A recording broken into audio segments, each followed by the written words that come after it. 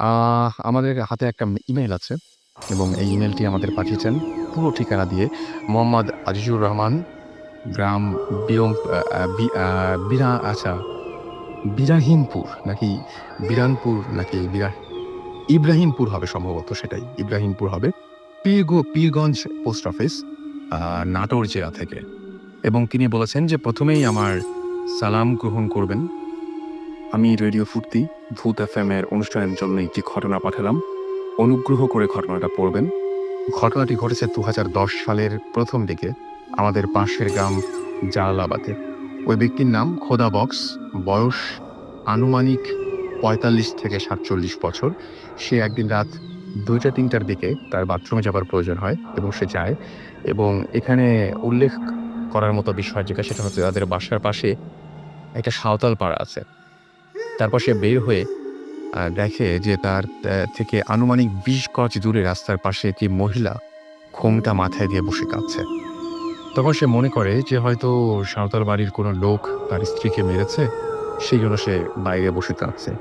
তখন সে আস্তে, আস্তে মহিলাটির দিকে এগিয়ে যেতে থাকে।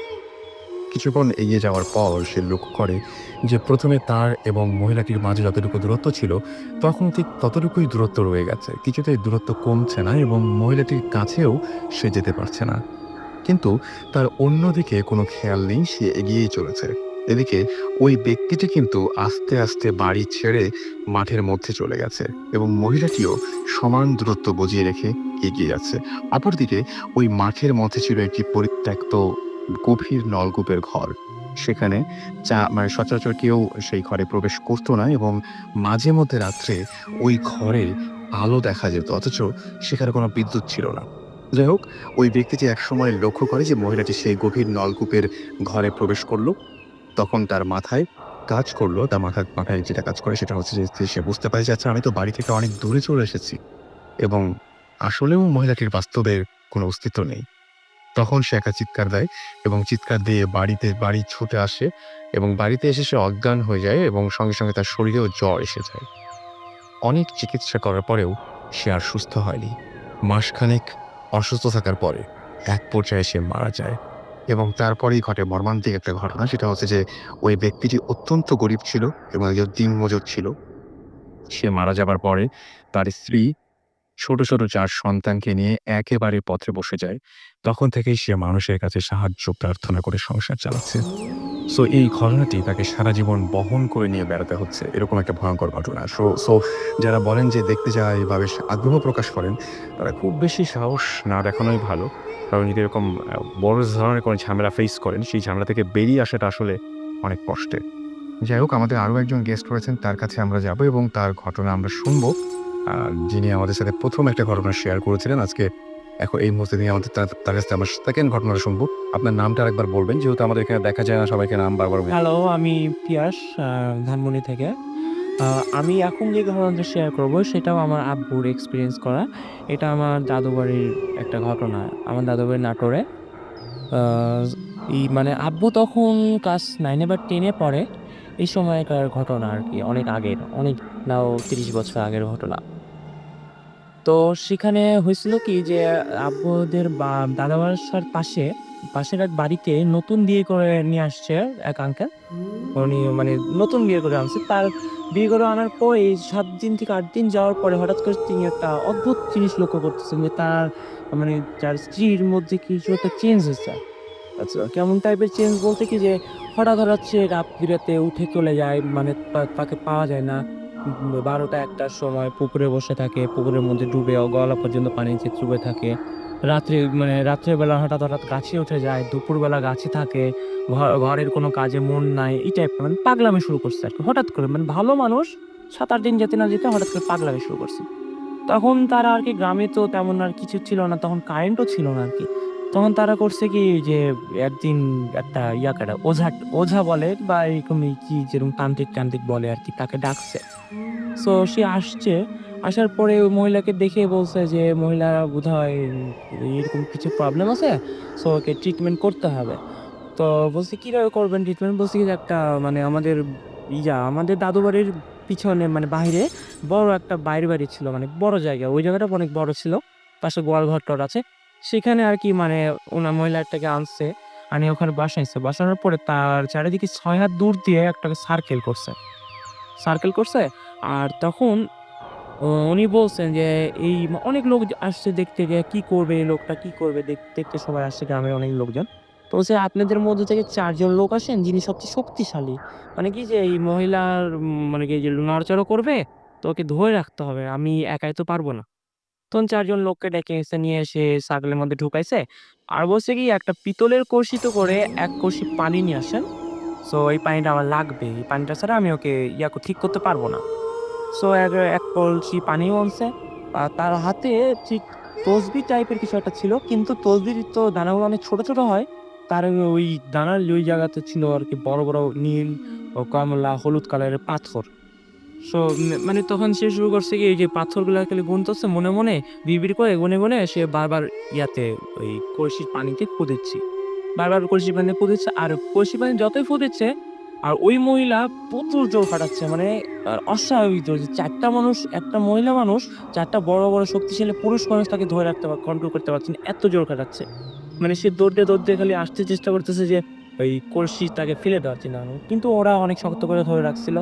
এভাবে প্রায় ঘন্টা খানেক ১-১.৫ ঘন্টার মতো আরকি ট্রাই করছে। ট্রাই করার পরে এই লোকও একটু হাঁপায় গেছে। মানে যে মানে সাধক ছিল বা তান্ত্রিক ছিল সেটা হাঁপায় গেছে। হাঁপায় যাওয়ার পর বলছে কি আমি একটু রেস্ট নিবো। আবার আমি শুরু করতেছি ১০ মিনিট পরে। আমাদের ওই গ্রামে আবার কি একজন ছিলেন যিনি আসলে কি বলতেন ব্লাক ম্যাজিক করতো আরকি। ব্লাক ম্যাজিক করতো। সে আসলে বান মারা নাকি টাইপের এই কথাটা আমি জানি না সঠিক বলতে পারতেছি না। বান মারতো নাকি যে মানুষকে করে দিলে আরো যদি ছোট কিছু ঘা থাকতো সেটা ক্যান্সারে রূপান্তর হয়ে যেত। মানে এরকম একটা লোক মুখে শোনা গেছে আরকি। কারণ সেই লোকটা কি মানুষের আসলে ভালো চাইতো না আরকি। মানুষের ক্ষতি করতে তার খুব ভালো লাগতো। তো ওই ১০ মিনিট টাইমের মধ্যে ওই মহিলা কিন্তু একটু অজ্ঞান টাইপের মতো হয়ে গেছে। উনি প্রায়ই অজ্ঞানের মতো দুর্বল হয়ে পড়ে গেছে। অনেক জোর খাটাইছে ৪ জন লোকের সাথে। তখন করছে কি ওই যে ব্লাক ম্যাজিক পারে যেই লোকটা, ওই লোকটা ওই সময়ের মধ্যে করছে কি কানের মধ্যে আসে ওই মহিলার কানে কিছু একটা বলে গেছে। বলে যাওয়ার পরে ১০ মিনিট পরে যখন এই মানে যে লোকটা ছাড়াচ্ছিল এই লোকটা যখন আবার আসছে ফেরত আসার পরে দেখি মহিলা পূর্বে যেমন ছিল ফার্স্ট টাইম এ ১ম এ যেমন ছিল ঠিক তেমনই আছে। কোনো উন্নতি হয় না তার। মানে আবার ঐরকমই পূর্বের অবস্থায় ফেরত চলে গেছে। তখন এখন তো গ্রামবাসীরা জিজ্ঞাসা করছে যে, "আসলে আপনি এতক্ষণ ধরে ট্রাই করতেছেন, কি হলো? আপনার তো কিছু হচ্ছে না তো। কি যেরকম ছিল সেরকমই তো আছে। আপনি কি পারবেন আসলে না পারবেন না?" তখন ওই লোক বলতেছে যে, "আপনাদের মধ্যেই তো একজন এসে আমার ক্ষতি করে দিয়ে গেছে।" বলছি, "কি ক্ষতি?" বলছে, "কেউ এসে তার কানে কিছু একটা বলে গেছে জিনকে। সো এখন সে তা আবার পূর্বের অবস্থায় ফেরত চলে আসছে।" তখন বলছি, "তাহলে এখন কি করা যাবে?" তখন বলছে কি যে, "ওই লোককে আগে আপনাকে আইডেন্টিফাই করতে হবে কে করছে, তাকে আগে ঠিক করতে হবে। তারপরে আমি এর চিকিৎসা করতে পারবো, নাহলে করতে পারব না।" তখন সে নাকি কিছু করছে মানে মনে, মনে কি করে তাকে আইডেন্টিফাই করছে ওই লোকটাকে। ওই লোকটাকে ধরে আনছে। ধরে এনে ওই লোকটাকে বসাইছে। বসানোর পরে ওই লোকটার পাশ দিয়ে আবার ছ আ ছ মানে ৬ হাত দূর দিয়ে একটা সার্কেল করছে। করার পরে ওই লোকটা অজ্ঞান হয়ে গেছে। যে লোকটা বলছিল আরকি কানে। ওই লোকটা অজ্ঞান হয়ে তখন ওই লোকটা আবার মহিলার কাছে ফেরত আসছে। ফেরত আসার পর আবার সে পূর্বের থেকে আবার শুরু করছে। আবার ফু দেয়, মহিলা লাফালাফি করে, ফু দেয়, লাফালাফি করে। এরকম ১ থেকে ১.৫ ঘন্টা যাওয়ার পরে মহিলার ভয়েস পুরোপুরি চেঞ্জ। একদম একটা পুরুষালী কণ্ঠ হয়ে গেছে। তখন সে একটা নাম বলছে, সে নামটা এখন মনে নাই আমার। আমি বলছি, "তুমি কি?" তখন ও বলছে যে, "আমি হিন্দু।" তো বলছি, "তোমার জাত কি?" তখন ও বলছে, "আমি চাড়াও।" মানে হিন্দুদের মধ্যে একটু নিচু জাত আর তো বলছে, "আমি চাড়াও।" তখন বলছি কি যে, "তুমি একে আসে ধরছো কেন? তো এরকম করতেছো কেন?" তখন বলছে কি যে, "এই মেয়ে নতুন বিয়ে হয়ে আসছিল, এর সাথে অনেকে দেখা করতে আসছিল। কিন্তু এই সবার কারোর মানে অনেকের সাথে খারাপ ব্যবহার করছে। যেটা আমার পছন্দ হয় না। এজন্য আমি একে ধরছি। আমি আর যাবো না এখান থেকে।" বলছি, "কেন? তোমাকে তো যেতে হবে। আর কি করলে তুমি যাবা?" বলছে, "১ সপ্তাহে আমি যাবো। তুমি একটা পাঠা বলি দাও আমার নামে, তাহলে আমি চলে যাবো।" তখন ওই বলছে যে, "এরা তো মুসলমান। এরা ওই পাঠা বলি-টলি এটা তো মানে হবে না, করতে পারবে না।" তো আমি বললাম, "অন্য কিছু করো।" তো আমি বলছি, "না যাবো না, যাবো না, যাবো না।" অনেক কিছু করার পরে সে বলছে, "ঠিক আছে ১ সপ্তাহ যাবো। আমাকে ৫ কেজি কাঁচা আতপ চাল এনে দিতে হবে, ৫ লিটার দুধ আর ১৬ টা কলা। যেটা এনে দাও আমি খাবো, খেয়ে দেয়ে আমি চলে যাবো।" তখন মানে রাতের মধ্যে ওরা জোগাড় করছে আরকি ৫ কেজি আতপ চাল কাঁচা। তারপর তার সামনে দিছে বিশাল এক গামলায় করে। সেটা করছে কি ওই মহিলা ওই ৫ কেজি চালের ভিতরে পুরা দুধটা ঢালছে, ঢাইলে কলাটা দিছে, দিয়ে মাখাইছে। মাখায়ে একটা মানুষের পক্ষে সম্ভব না এতগুলা খাওয়া। সেই তাও দেওয়া সম্ভব হয়। কোপটা সে পুরাটা শেষ করে ফেলছে।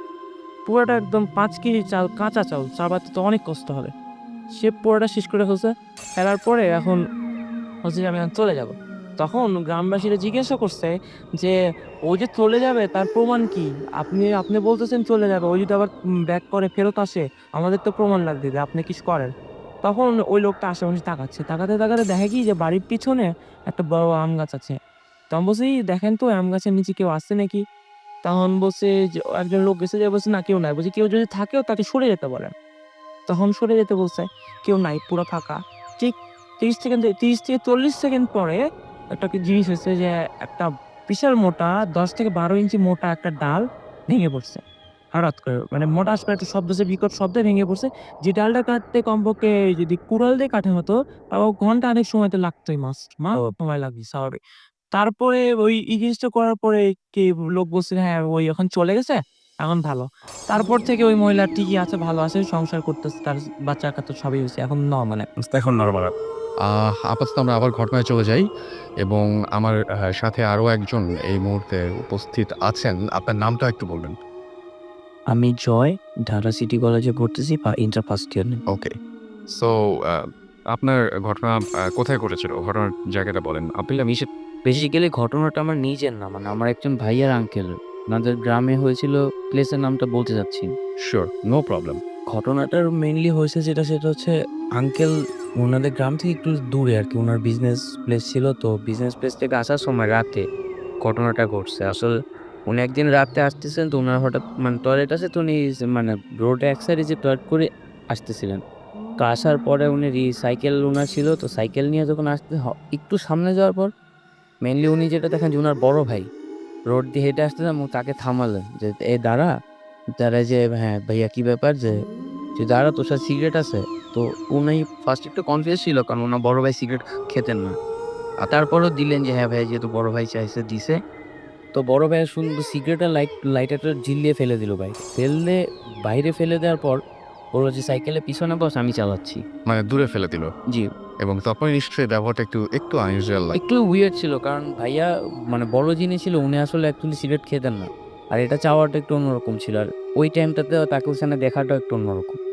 তারপর উনি মানে সাইকেলটা অ্যাকচুয়ালি রোডে না চালিয়ে মানে রোডের যে পাশে ধান ক্ষেত ছিল, ধান ক্ষেত উপর দিয়ে চালাচ্ছিলেন এবং কিছুক্ষণ পরে আঙ্কেল যেটা মানে ইয়ে করলেন আইল ধান ক্ষেতে যে আইল ওটা দিয়ে। তো কিছুক্ষণ পর আঙ্কেল ফিল করলেন যে অ্যাকচুয়ালি যদি আইল দিয়ে সাইকেলটা চলে তাহলে তো উঁচা-নিচা বা একটু ঝাঁকুনি খাওয়ার কথা।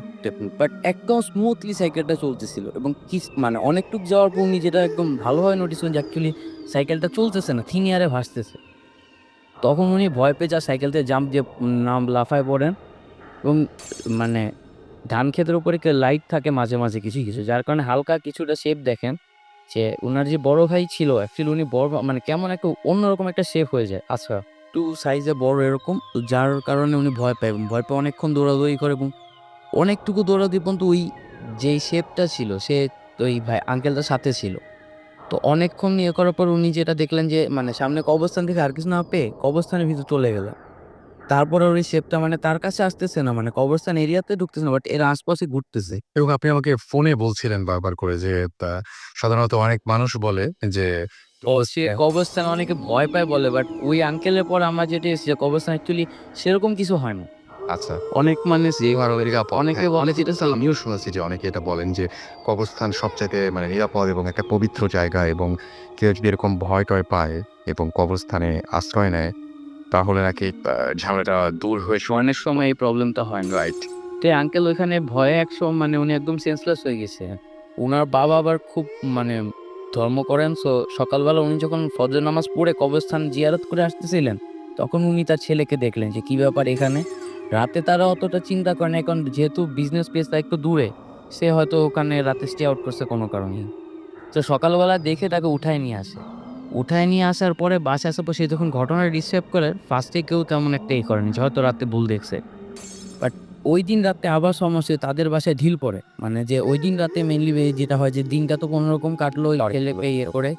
রাতের বেলা মানে যে টিনের ঘরে যে ঢিল পড়তেছে। তো ওই যে মানে ওই আঙ্কেলের বাবা উনি গেটটা খুলে দেখলেন যে কেউ নাই। বাট ঢিল পড়ছিল। অনেকগুলা ঢিল পড়ছে, বাট ঢিলও কোনো নাই।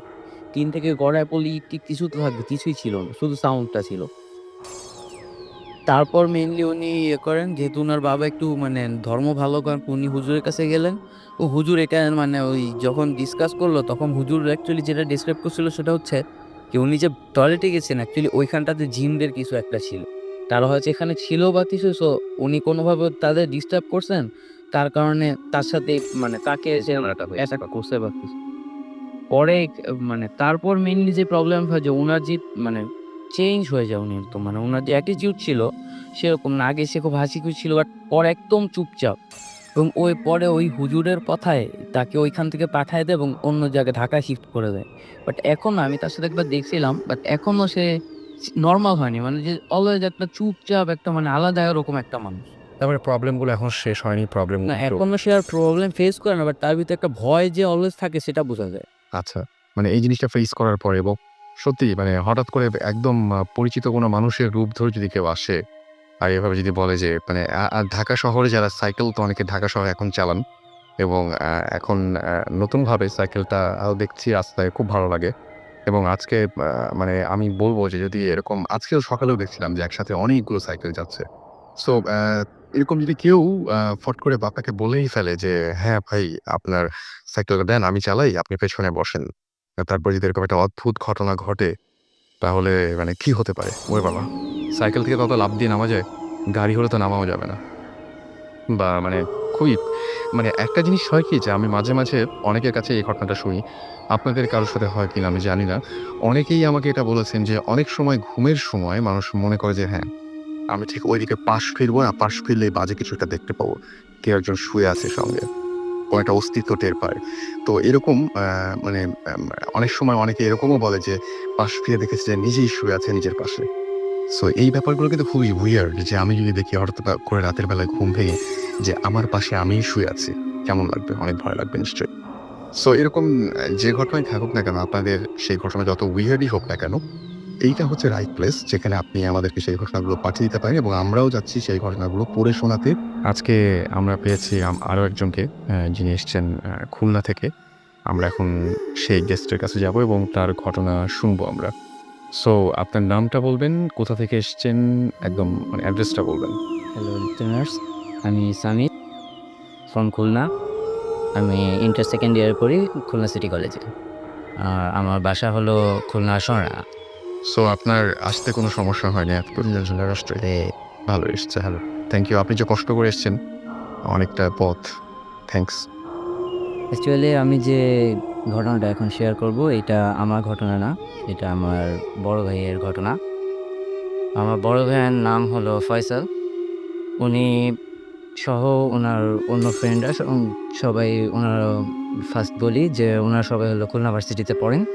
তো ফার্স্ট সেমেস্টারের পরীক্ষার পর ওনারা ঠিক করেন যে ওনারা একটা ট্যুরে যাবেন। আচ্ছা। তো ট্যুরে যাবেন ঠিক করে এখন কোথায় ঠিক করবেন? ওনারা ভাবছে যে একটা যে শিক্ষামূলক কোনো জায়গায় ঘুরতে যাবেন এরকম। তো লাস্ট মোমেন্টে ঠিক হলো যে ওনারা হলো সাগরদাঁড়িতে যাবেন মাইকেল মধুসূদন দত্তের বাড়িতে।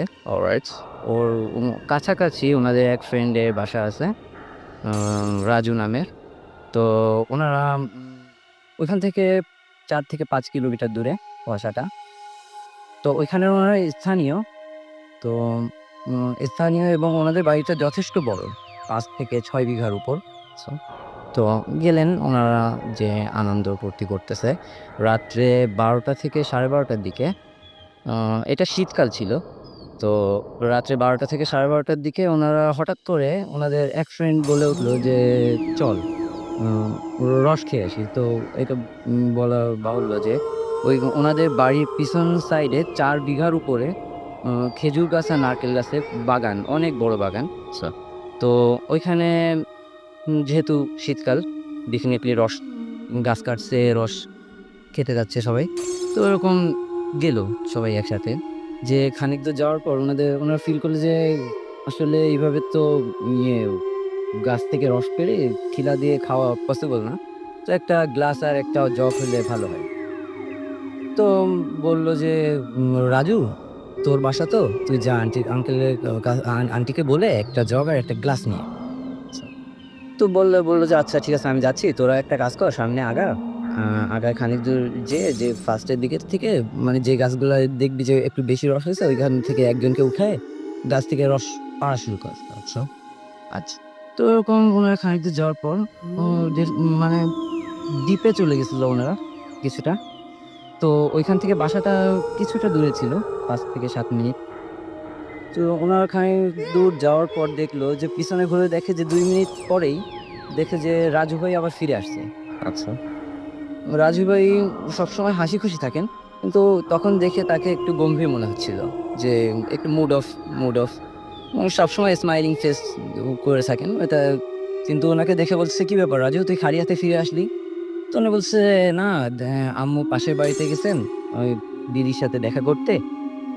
তো আর সমস্যা নাই, চিড়া দিয়েই আমরা রস খাবো।" আচ্ছা। তো টিলা দিয়ে চল আমরা সমস্যা নাই, ওইখান থেকে যে পেড়ে খাওয়া যাবে। তো আর কিছু মনে করে নাই। ভাবছে যে আসলে হইতে পারে, এটা কোনো ব্যাপার না। আমরা যাই সামনের দিকে। হ্যাঁ, একটু সামনে যাওয়ার পর বলছে, "আচ্ছা তাহলে গাছে ওঠা শুরু করি?" রাজু ভাই তখন হুট করে বলছে যে, "আচ্ছা তোদের ওঠার দরকার নাই কষ্ট করে, আমি উঠতেছি গাছে।" হুম, হুম। তো গাছে উঠতেছি বলে উনি যে গাছে ওঠা শুরু করছে মানে অনেক বড়, বড় গাছ ছিল। তো ২ থেকে ৩ মিনিটে একেকটা গাছে উঠে রস পেড়ে নিয়ে আবার আসা সম্ভব না। হুম। তো উনি ৪ থেকে ৫ মিনিটের ভিতর ৮ থেকে ১০ টা গাছের রস একেবারে খুবই দ্রুত গাছে মানে হেঁটে উঠার মতো উঠে যেয়ে আবার পেড়ে নিয়ে চলে আসছে। আচ্ছা। এসে ওইখানে ৩ ঠিলা রস পুরো জড়ো করছে। করে তখন বলছে, "আচ্ছা তাহলে আমরা একসাথে করছি?" তো বলছে, "থাক, আর লাগবে না। অনেক রস হয়ে গেছে। আমরা তো খেয়ে পারব না এটা।" তো বলছে, "না দাঁড়া, আর একটা গাছের রস পাই।" তো বলছে যে, "আচ্ছা তাহলে পার।" তো পেড়ে এক জায়গায় করতে, করতে ৫-৭ মিনিট এইভাবে হয়ে গেছে। হয়ে যাওয়ার পর তখন বলতে পিছনে তাকায় দেখে যে রাজু ভাইয়ের মতোই আরেকজন ওই দিক থেকে বাড়ির দিক থেকে খালি হাতে আসতেছেন। তো দেখে ওনারা সবাই তখন হতভম্ব হয়ে গেছেন যে, "কি হলো এটা? আমাদের সাথেই রাজু আছে। তো এইটা আবার কে? সেম চেহারা, সেম ড্রেস আপ, কে হতে পারে?" এইটা দেখে ওনার আর কিছু বিশ্বাস করতে পারতেছেন না যে কোনটা আসল কোনটা নকল এরকম। আচ্ছা। তো তখন উনি পাশে যে রাজু ছিল, উনার কাছে বলতেছে যে, "রাজু, সামনের দিকে কিছু দেখতেছিস?" বলতেছে, "না কিছু তো নাই। ওটা কিছু না। আয় আমরা রস খাই।" তো বলতেছে যে, "রস খাবো? আচ্ছা খাই তাইলে।" এরকম কথা ওই পাশের জনের সাথে কথা পাশের রাজুর সাথে কথা বলতে, বলতেই সামনের রাজু ভাই কাছে চলে আসছে। তো আসার পর উনারা ইনার সাথে উনি এসে বলতেছে যে, "কি হলো? তোরা দাঁড়ায় আছিস কেন?" তো এটা বললে উনারা পাশে আর খেয়াল করে নাই। সামনের দিকে খেয়াল করতেছে যে বলতেছে যে, কেন তুই না রস পাড়লি ৮ থেকে ১০ টা গাছের? তো আমরা তো রস খাওয়ার জন্য ভাগ করতেছি।" বলছে, "আমি কখন রস পাড়লাম? আমি তো বাসায় গেলাম, বাসা থেকে তো মাত্র আসলাম।" তো ওনারা বলতেছে, "তাইলে আমাদের পাশেই থাকে।" তখন পাশে তাকায় দেখে কিছুই নাই আর। আচ্ছা। তো তখন ওরা একটু ভয় পেয়ে গেল যে আসলে ব্যাপারটা কি? এরকম ২ জনকে দেখলাম আমরা সামনাসামনি, এখন পাশের জন নাই। তা ওনারা বিলিভ করতে পারতেছে না যে সামনে যে রাজু আছে এইটাও যে আসল, এইটা তখন ওনারা কেউ বিলিভ করতে পারতেছে না। তো ও তখন বলতেছে যে আসলে অ্যাকচুয়ালি হয়েছে কি, আমি ওই বাসায় যাওয়ার পর আম্মুর কাছে যখন আমি জগ গ্লাস চাইছি, তো চাওয়ার পর আম্মু বলতেছে যে, "কি করবা জগ গ্লাস দিয়ে এত রাত্রে?" তো বলতেছে যে, "আম্মু আমি আর আমার যে ফ্রেন্ডরা আসছি, আমরা সবাই রস খাবো।" তো তখন আম্মু বলতেছে, "কি তোমরা এত রাত্রে ওইখানে কেন গেলা? ওইখান থেকে ওদের ফিরায় আনো, ওইখানে ইনসিডেন্ট ঘটতেছে প্রায়ই।" তো বলতেছে যে, "কেন?" তো বলছে যে, "এখানে আমাদের যে গাছই ছিল, যে মানে গাছ গাছে যে রস গাছ কাটার জন্য যে থাকেন, উনি গাছই বলে সম্ভবত, আমি ঠিক জানি না। গাছ, উনি হ্যাঁ। উনি গাছ থেকে পড়ে গিয়ে দাঁড় মানে গলায় লেগে উনি এক জায়গায় স্পট ডেড হয়ে গেছেন। ২ থেকে ৩ দিন আগের ঘটনা এটা। তো তারপর থেকেই তোমার আব্বু ওইখানে দেখছে যে ওই ওই ঠিলাগুলি কাঁধে করে নিয়ে উনি ওইখান থেকে রাত্রে হেঁটে যাচ্ছে। এরকম দেখছে সাদা ধুতি পরা, হিন্দু ছিল। তো ওরকম ধুতি পরা হেঁটে যাচ্ছে। এরকম দেখছে। তো তুমি ওদের নিয়ে আসো। তো আমি তো এটা শুনে তোদের ডাকতে আসলাম। তো অলরেডি ততক্ষণে আমাদের ওই যে ভাইয়ারা ছিল তাদের ভিতরে একজন রস কিছুটা খেয়ে ফেলছিলেন। তো তখন কিছুই হয় নাই। উনারা তারপর বলছে, "আচ্ছা ঠিক আছে তাহলে তো চলো, এখান বেশিক্ষণ থাকা যাবে না। এখান থেকে আমরা লিভ করি।" তো চলে গেছে। যেয়ে তারপর থেকে সকালে উঠে তখন সবাই স্বাভাবিক। যে ভাইয়া রস খাইছিল উনাকে দেখা যাচ্ছে একটু কথা বলতেছে না। আর মানে চুপচাপ। তো উনারা যে কয়জন ফ্রেন্ড ছিল ওনারা কেউই চুপচাপ থাকেন না, সবাই খুবই হাসি খুশি। কিন্তু ওনাকে চুপচাপ দেখে বলতেছে যে তোর কি হয়েছে, বলে না আমার কিছু হয় নাই। তো কিছু হয় নাই, তোকে তো দেখে মনে হচ্ছে তুই অসুস্থ, মাথায় হাত দিয়ে দেখে অনেক জ্বর। তো জ্বর দেখে বলছে আচ্ছা চল ডাক্তারের কাছে যাই, দেখি কি হয়। তো ডাক্তারের কাছে 2-3 দিন ওষুধ খাইলো। তো আস্তে আস্তে ওনার কথা বলার ইয়েটা আরো কমে যাচ্ছে। মানে আগে যেমন একটু একটু প্রথম দিকে কথা বলতেছিল, বাট পরে এসে আস্তে আস্তে উনি কথাই বলতেছে না আর এরকম। তো তারপর বললো যে ওই আঙ্কেল বললো যে এটা আসলে ওইরকম প্রবলেম না, এটা হুজুরের কাছে চলো আমরা নিয়ে যাই। তারপর ওইখানের স্থানীয় এক হুজুরের কাছে নিয়ে গেল। নিয়ে যাওয়ার পর ওই হুজুর বলতেছে যে ওই যে গাছই ছিল, উনি মারা যাওয়ার পর উনি আসলে ওই ওইটার মায়া, ওই জায়গাটার মায়া ছেড়ে যেতে পারতেছে না। তো উনি ওনার ওই প্রেতাত্মার কিছু মানে দেহের কোনো অংশ ওই রসের সাথে শোয়াইছিল, যার যার কারণে ওইটা উনি যদি আরেকটু বেশি খেত তাহলে উনার উপর ভর করতো। তো এখন তারপর ওনাকে ওখানকার ইমাম সাহেবের কথা। হ্যাঁ ওরকম। তারপর ওই তাবিজ দিল উনি, আর তারপর পানি পড়া দিল। তো ওইটা খাওয়ার পর আস্তে আস্তে সপ্তাহ 2 পর উনি আস্তে আস্তে সুস্থ হয়ে গেলেন। অলরাইট।